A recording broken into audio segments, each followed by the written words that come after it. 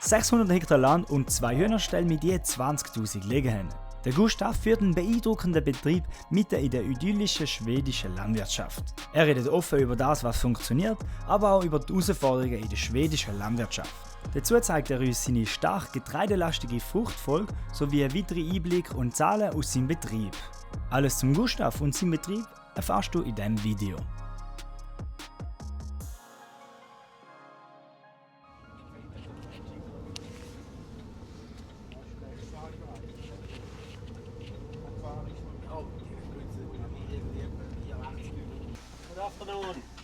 Thank you.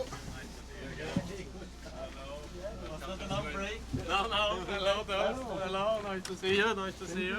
Hello, I'm Gustav. Patrick. Hi. Nice to meet you. Hello. Oh, nice prepared. You washed yesterday the whole day machines, or? No. But we have had some time during the winter. Okay. Exactly. Gut, also, wir sind beim Gustav Samuelsson auf der Farm. Er ist, hat die Farmbetreiter in der Familie, da wird er uns jetzt gerade noch erzählen. Und arbeitet aber auch bei der Wetterstadt und ist seit manches Jahr betreuend für uns in der Schweiz, für unseren Markt. Er war letzte Woche auch gerade bei uns in Bern, wo wir miteinander auf der Soil Evolution waren. Er ist Englisch sprechend, vor allem Englisch und Schwedisch natürlich, aber dann hört es bei mir dann auch auf. Wir machen es so, dass der Gustav Friedrich hier noch auf Deutsch übersetzt und der Peter auf Français. Merci, Peter. Good. Yes, first of all, very welcome here. This is where I was born. My father is the full-time farmer here on the farm, and I'm working at Väderstad as responsible for Switzerland and some other markets in Europe.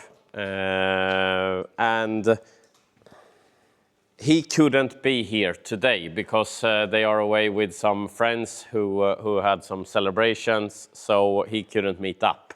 So he's sorry for that. So, der Gustav ist hier geboren. Sein Vater arbeitet 100% auf der Farm. Und der Gustav arbeitet eben, wie gesagt, noch bei Väderstad und ist verantwortlich für Schweiz, Österreich, Spanien, noch ein paar weitere Länder. Und sein Vater lässt sich entschuldigen, dass er heute nicht da sein kann, weil es etwas zu feiern haben, glaube ich. Ja, genau. Yes, so it is a family-owned farm, and my father is the third generation of a farmer. Sein Vater, das ist eine Familienfarm und der Vater ist die dritte Generation. Yes, I'm not sure. We have done some very simple PowerPoint presentation.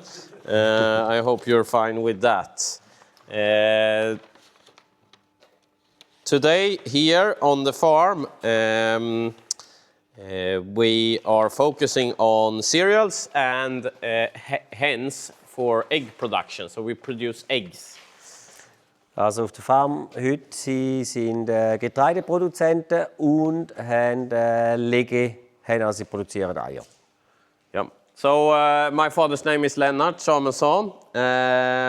We also have 2 employees here on the farm.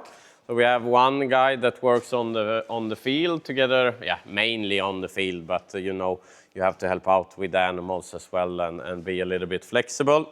And then we have one girl who works for us and picks eggs. And then on top of that, it's me when I have time, especially during work peaks. Autumn, August, September is the main peak here in Sweden. So, sie sind 2 zusätzliche Mitarbeiter auf dem Betrieb. Jemand, der auf der Farm hilft und jemand, der noch beim Eier kontrollieren und rausnehmen hilft. Und er ist vor allem in der Hauptsaison da, August und September. Das ist der Peak vom Mähdröschen und Säen. Yeah. We also have 10 hectares of forest for forestry production, but it's not the main thing. It grows hopefully That's our main wish. Ja, 10 Hektar Wald. Ja. Yeah. And then also we have some solar panels to even out our energy consumption and lowering the invoice that we get from the electrical company. Und Solarpanel auf dem Dach, um die Energie abdecken. We take a little bit about the hens first.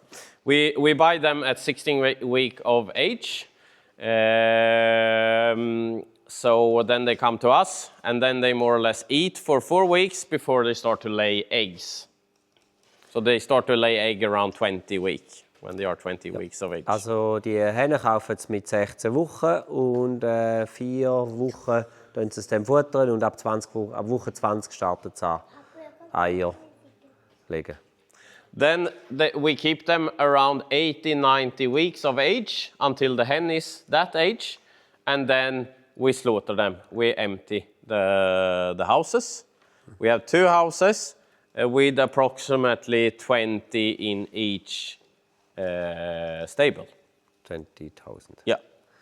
Also sie behalten es bis 80-90 Wochen alt sind, dann räumen sie wieder. Sie haben 2 Ställe an je 20.000.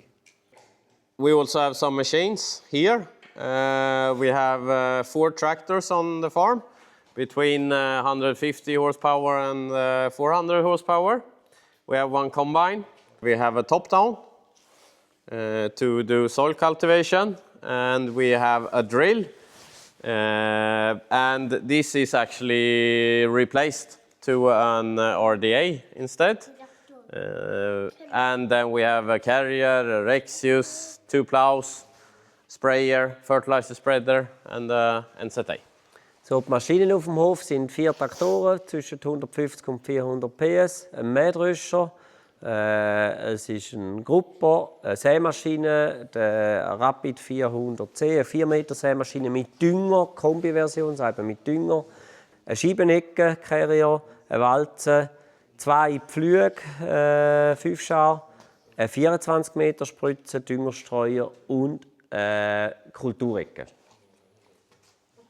We have some input costs, what it costs. Fertilizer prices, they are fluctuating very much for the moment, depending on who starts a war and whatever it can be, at least in Sweden. I don't know how it's affected in Switzerland, but the direction is the same. Yeah, exactly.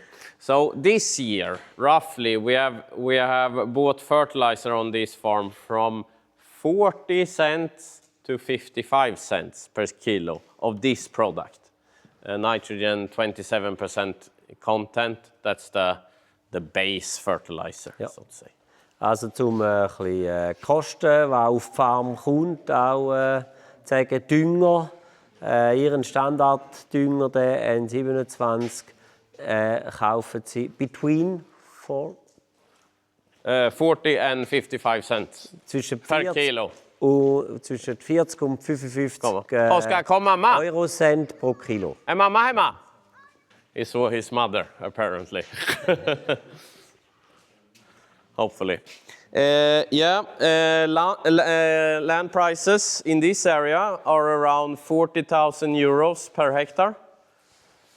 If you should buy a hectare of land here in this area around Väderstad and here. Farming land. Yeah, 40, 45. Ja, 40-45.000 Franken pro Hektar hier Landkauf. If you should rent some land, you pay somewhere around 500 euro to 1,000 euro per hectare. Even more if you can irrigate with the Bauer irrigation system, or if you can have potato on the land and so on. It's something extra.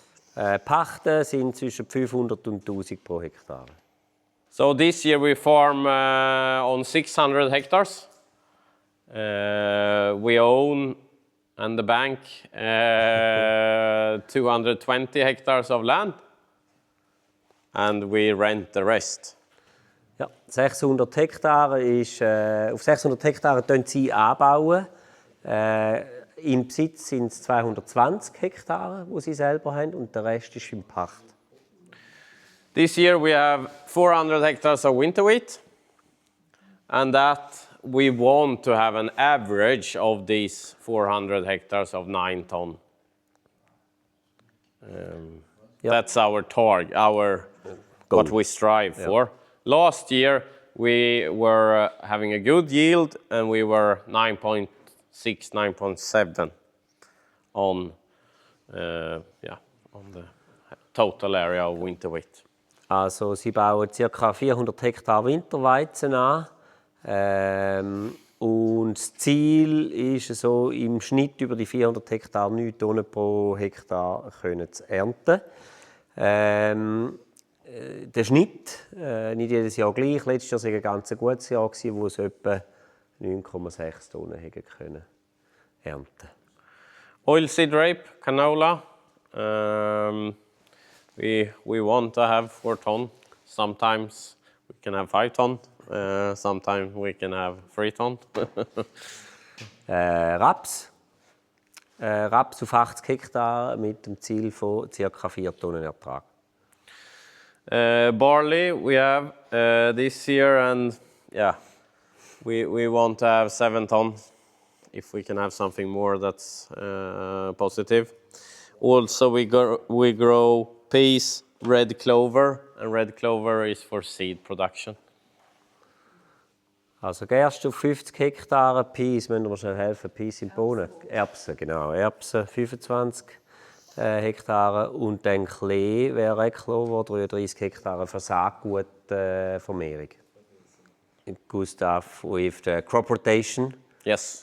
With so much of winter wheat, you can do winter wheat after winter wheat after winter wheat, or what is the? Yeah, that's we do two years in a row. We do winter wheat, 2 years after each other. So that's meaning we try to find as good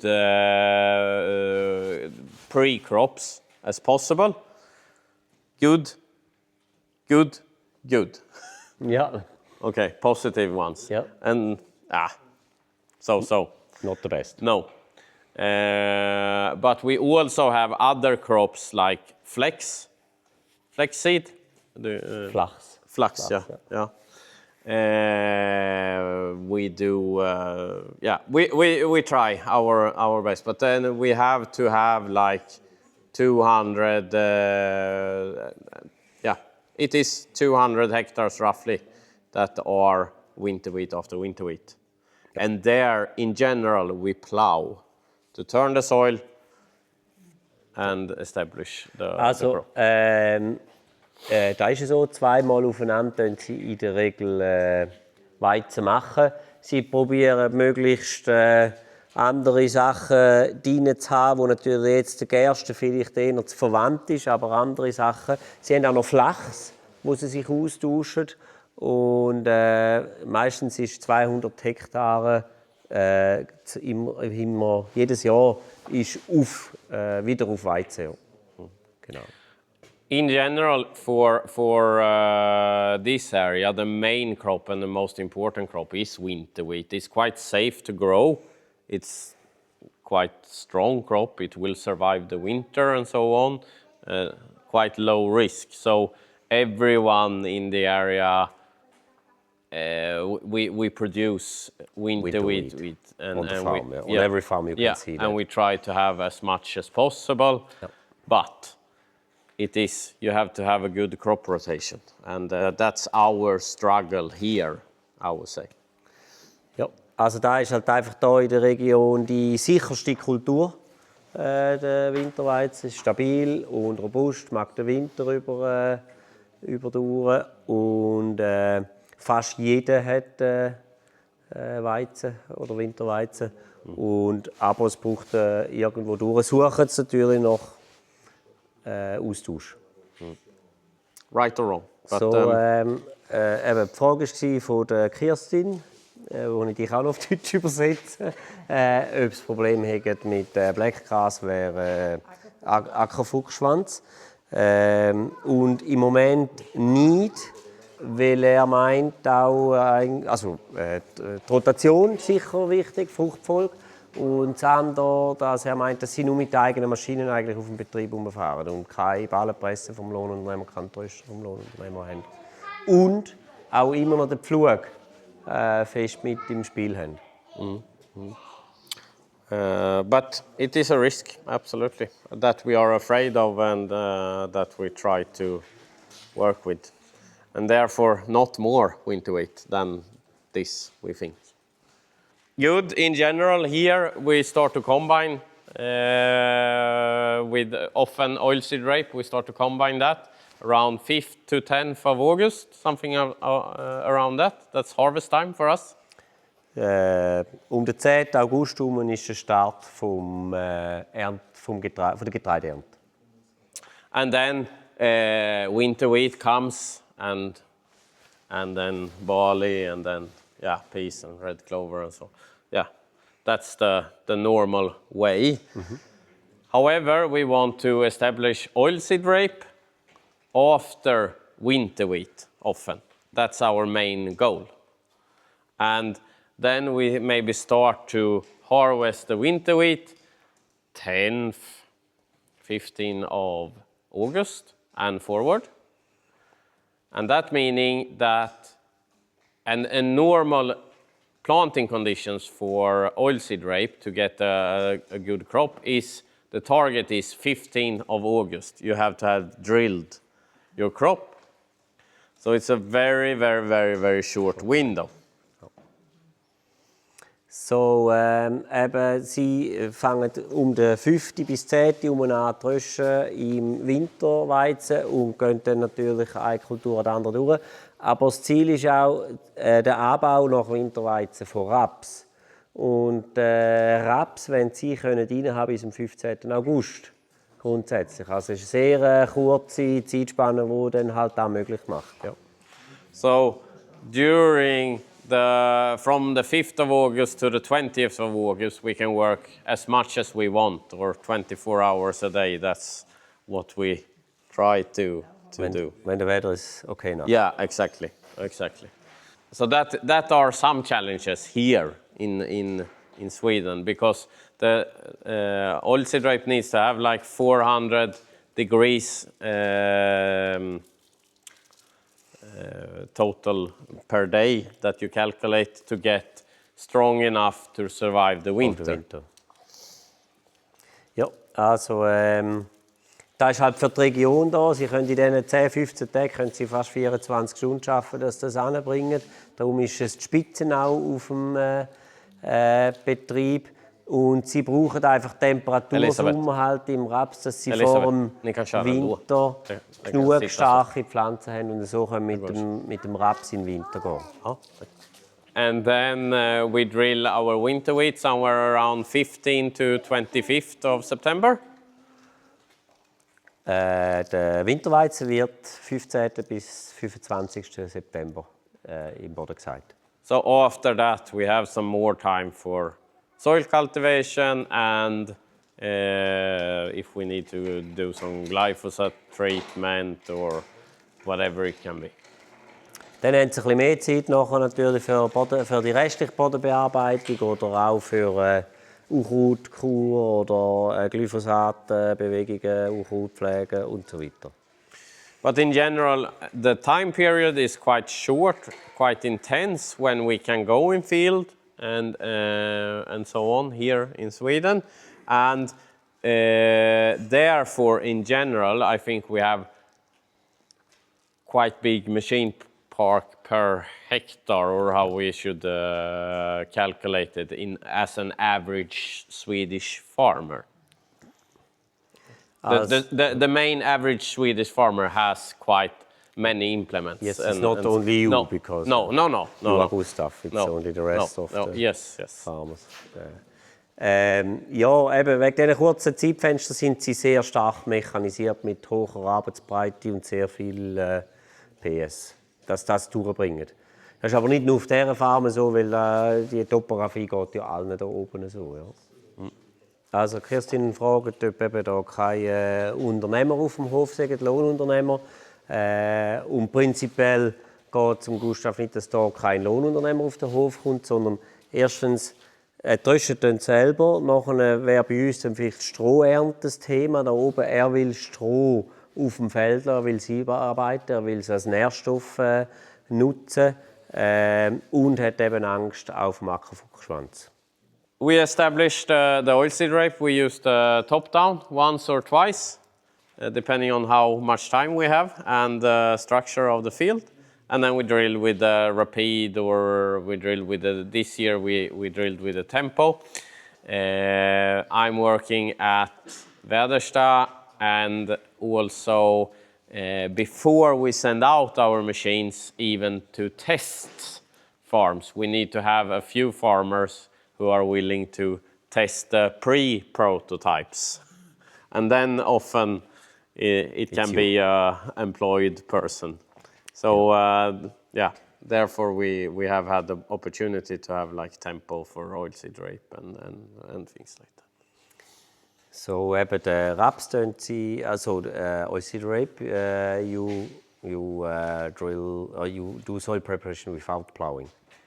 Yes. Yes. Also den Raps machen sie nach dem Winterweizen pfluglos, in der Regel 1 bis 2 Mal je nach Boden, je nach Jahr mit dem Top-Down. Der Top-Down ist eine Schiebenecker-Grupper-Kombination, werden wir nachher sicher noch sehen, wo man halt fein an der Oberfläche und gleich tief arbeiten kann. Also es ist ein Gerät, das über 25 cm ausgeht, zum unten durch auch locken, und nachher tut er es in der Regel mit einer Drille, also Breitsaat, einfach 12,5 cm ausbringen.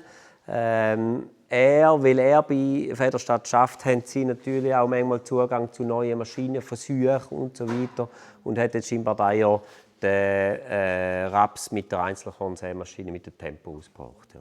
Genau. But in the area, oilseed rape we saw is often drilled by a rapid or something like that. Yep. Tempo is not so in common here because they are not on the farms. Exactly. In this area we don't have sugar beets. We have a sugar beet factory in Sweden, but that's down south in Skåne, in the southern part of Sweden. And it's it's located in the area of Lund, close to Malmö, in the very, very far south. And we can't grow sugar beets here and transport them. That's not possible. Also eben eine Einzelkornsämaschine ist da umeinander in der Regel gar nicht auf der Farm, weil sie kein Mais, kein Zuckerrüben, nicht so Einzelkorn Kulturen, und darum wird alles mit den Drillen gesagt. Zuckerfabrik gibt es eine in Schweden, und die ist aber südlich bei Malmö in der Nähe. Da ist die Distanz zum Transport einfach zu. Otherwise, in general, we have, if you're a cow farmer here in the region, then maybe they're starting now to look into maize. But it haven't been common to have maize because it's too cold, too short growing season. Ja, eben als Milch- oder Kuh- oder Tierbetrieb gibt es einen Betrieb, der hier Mais haben, aber es ist nicht der Standard eigentlich, weil wir einfach zu lang zu kalt haben. Ja. And the soil type here is? It's clay soils in this area, quite medium clay soils, not the heaviest, but quite tough sometimes. Ja. Also eben Bodenbearbeitung haben sie ja dann die verschiedenen Werkzeuge, die wir gesehen haben. Bis es einfach, manchmal braucht es mehr, bis es fein bringt. Und der Boden ist so ein mittlerer Lehmboden. We have stones in our soil, depending on where we are. Maybe not so much in the flat areas, but we have it's not the Alps, but we have a hill here on the backside, it's 100 meters over the water, but it's not higher than that. But Can go for a hike. Yeah, exactly. Exactly. Steine haben sie vielleicht nicht gerade dort, wo es gerade wirklich flach ist, aber sobald es ein bisschen anlegig wird, dann haben sie Steine. Gut. How many rain?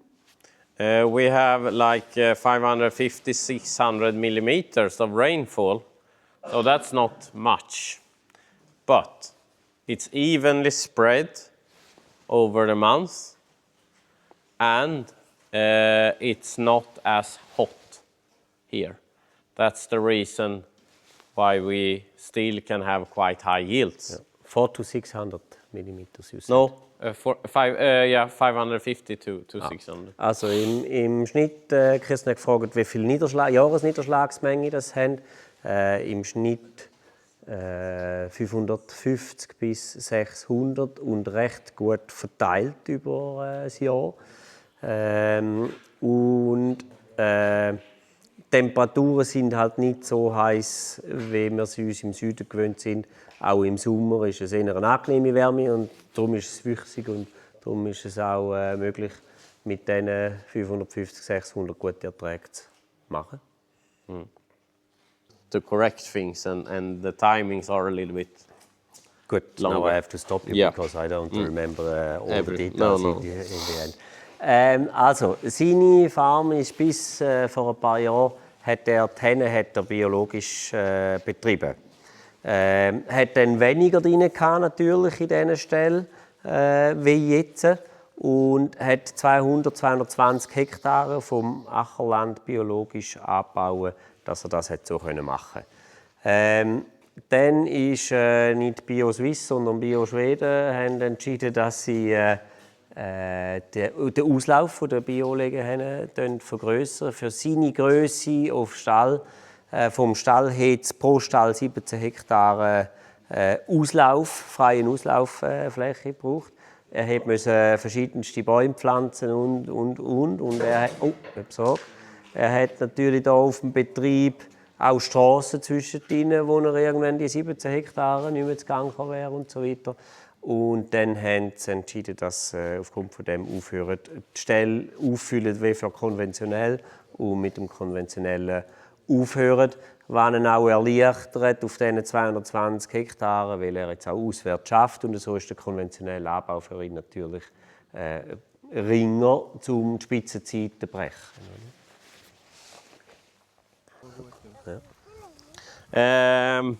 Yeah, the winter have been quite tough in Sweden for winter wheat and for oilseed rape. So it's quite thin. Yes, for you. Yeah, for us, especially on places like this. But but that's quite kind of headland also yeah, a little. yeah. But how many you drill Kilos or square meter seeds per square? 400 seeds per square meter. Yeah. 450. 400 Körner, yeah. Okay. 450. But then you lose over the winter here, depending a little bit more as other. Yeah, absolutely. And the earlier we start to drill, less. 375 maybe if you're early, and then 450 if you're late. Ja, 375 bis 450, je nachdem, Körner pro Quadratmeter, je nachdem. Jättebra. Kommer Axet? Also er hat auch einen Düngerstreuer, Trau, aber ich weiß nicht, wie das im Getreide war. You split a little bit, fertilizer, liquid and... No, not liquid. We apply, when we drill the winter wheat, we apply phosphorus, a little bit nitrogen, so we combi drill in the autumn. Yeah, exactly. So, but we saw the nozzles on the sprayer, but it's a neighbor maybe who you have fertilizer. No, it's not fertilizer spreaders. It's the nozzles are for spraying. Yeah. Okay. All of them. Yeah. How often do you spray here? Winter wheat 1 year? Yeah, in 1 year. Let's say that we spray it when it starts to come up. If we have time, if the weather and the field conditions are good, then you can spray a weed against weed in the autumn, in September, October. Yeah. So then if you succeed with a good autumn treatment, then you can wait a little bit in the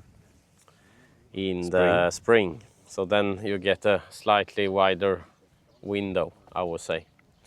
We spray that for weeds, and then we come back in the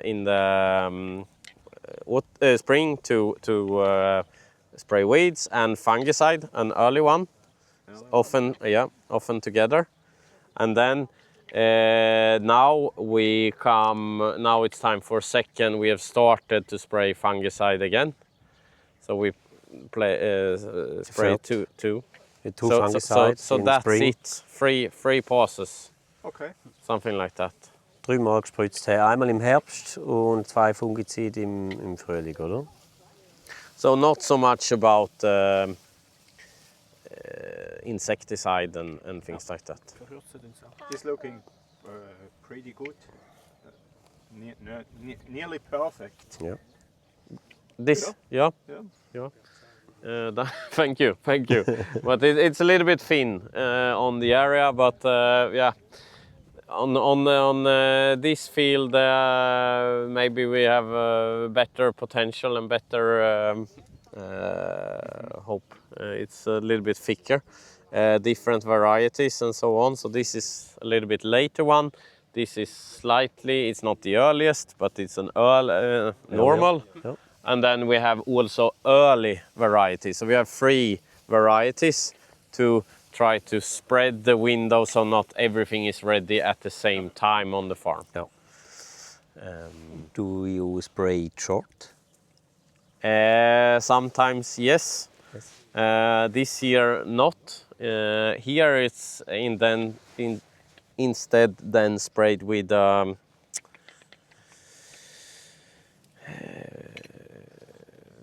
it's like biostimulant. I'm not sure the Biostimulant, yeah. So it should be greener, longer, or something like that. Yes. So we try something new. Let's see if you can bring some more yield. But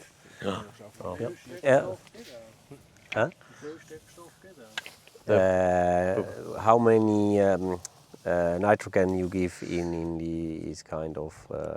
In this year, all the winter wheat have received 218 kilos of nitrogen per hectare. 280. 18. Also 218 Kilo. Da ja, alles. Und Grunddüngung?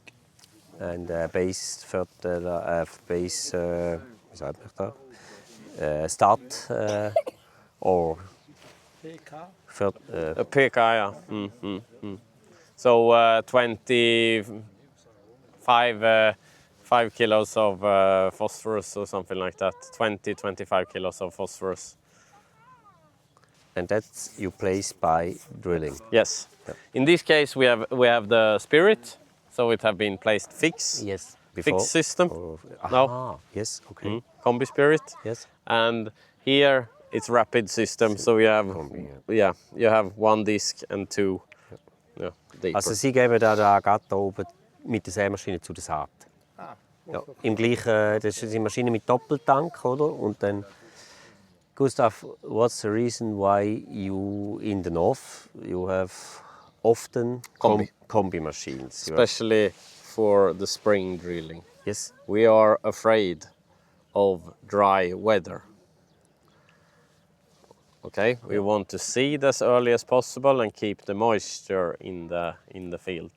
And if we cut down the fertilizer deeper than the seeds, it's often wet. Root. Yes, the crop will then grow a really good root system and find the nutrition down there, and we save or lower our risk that we need to wait for rain.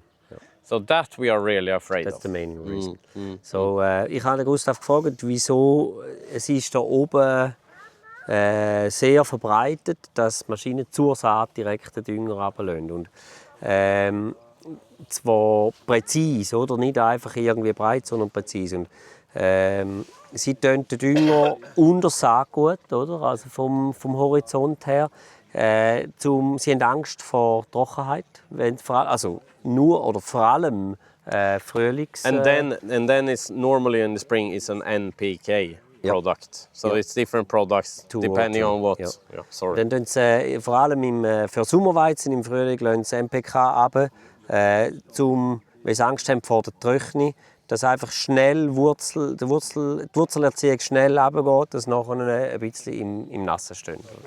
Das ist der Hauptgrund scheinbar. Ja.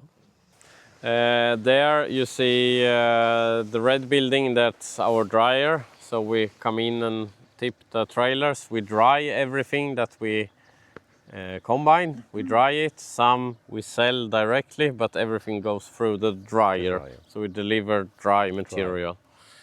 Also in this area of Norrköping, it's a port, local port. We then have companies who export, or if you also we have a big ethanol plant there who do ethanol From wheat production. Ja, also eben, sie tun hier ihre Getreide entladen und auch gerade trocknen. Und dann wird es zum Teil gerade direkt verkauft oder zum Teil gelagert. Das kommt auf an. Aber auch das, was sie verkaufen, tun sie getrocknet verkaufen. Also ab Hof geht es immer getrocknet vor. We don't have so much machines on this farm. Yes. We also have the farm with the yellow, you see a yellow building further down, and you see some silos in between the trees there. No problem. So that's our other farm where we keep most of our machinery. Was a neighbor. Sorry. Was a neighbor. It was a neighbor, yes, absolutely. So that farm we bought 1998 or something like that.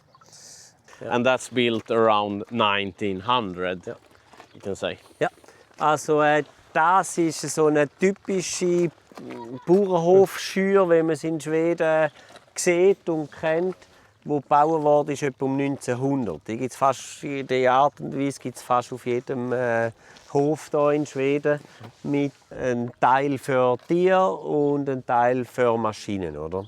Genau. So back in the days, my father, when he started, he had 30 sows in that old part. In the Pigs? Or? Yes. Ja. Yeah. Mit 40 Sauen, 40 Sauen hat er sein Vater, wo sie angefangen haben. Ja. And then we built that building over there for 100 sows. In that we now have 17,000 hens inside. Yes, over there. Yeah. So it's quite close, and the extension is where we pack our eggs. We are a little bit afraid of, so we try to keep a distance to the stables. Absolutely. So you're not allowed to go there. So you understand. No. And then we have the dryer here. Also eben oben dran haben sie ihre Hühnerställe, die wir schon besprochen haben. Sie wollen jetzt aber uns nicht unbedingt dort oben haben, weil sie einen gewissen Respekt haben vor Seuchen. Unloaded with trucks coming this other direction. Also sie fahren hier durch, können pro Mal 22 Kilo abladen. Das geht nachher in die 22 Kubik, Entschuldigung, in die chronischen Silo. Und von dort her nimmt der Trockner den Fahrzeug raus, wenn er braucht, und sie können es dann nachher einlagern oder auf die Lastwagen verladen. So here we have 3,500 cubic meter in storage. And 3,500 tons cubic meter. Yep. 3,200. Yeah, depending on how heavy. 3,200 cubic. And you dry with gas or diesel? Diesel. Ja. Also sie trocknen mit Diesel. And the dryer has capacity of the combine, so that you can continue. Yeah. So it's dual dryers. We dry in batches. So, but the dryers are fully automatic, so they are put on scales. So they weigh in, and we tell what moisture content the grain has. Yes. And then it dries it down until the ready product. And then it empties itself and refills. So, and then the burner can start with the other one while emptying and cooling, Yep. and then you have a ready one, and then the burner can go directly again. Ja. Also Sie haben eben, wie gesagt, mit Diesel trocknen und haben 2 Trocknungsräume mit einem Brenner. Und dann können Sie immer eine Seite trocknen. Sie sagen, wie feucht das Material kommt rein, und er tut dann automatisch abtrocknen. Wenn der Moment da ist, dass es fertig ist, dann tut der Brenner rüberschwenken auf die 2 Kammern, und die erste Kammer tut sich so nachher entleeren und wieder befüllen. So each batch is 33 cubic meter. You have 2 rooms of 33 cube. Ja. Also 2 mal 33 Kubik trocknen. So dass er nachmacht mit dem, was er trösten tut. But then means one people stays on the farm and is a little bit. Or, Yes and no. Or can you do? Yeah, we leave. We try to leave it, and we have a sensor in the bottom. So if you really trust the system, and we're short of people, then we have an auto function. Yeah. And then we program everything here in the computer room. Yes. And then it goes automatically. Yeah. But trust is good, control is better. Better, ja. But, Also, Kirsten hat Gustav gefragt, ob das wirklich typische schwedische Größe ist, so mit dem Betrieb, wenn er es betreibt. Und er sagt natürlich, nein, eigentlich nicht. Weil man kann ja auch überall lesen, dass in Schweden irgendwo 50 bis 70 Hektar der durchschnittliche Betrieb ist. Aber er sagt, zum Vollzeit auf dem Bauernhof arbeiten, in diesen Breitengraden, wenn du nicht noch Tiere hast, wenn du einfach vom Ackerbau, gut, der hat jetzt auch Tiere, aber wenn du vom Ackerbau leben willst, braucht es etwa 300 Hektar, meint er, dass man sich so unterhalten kann.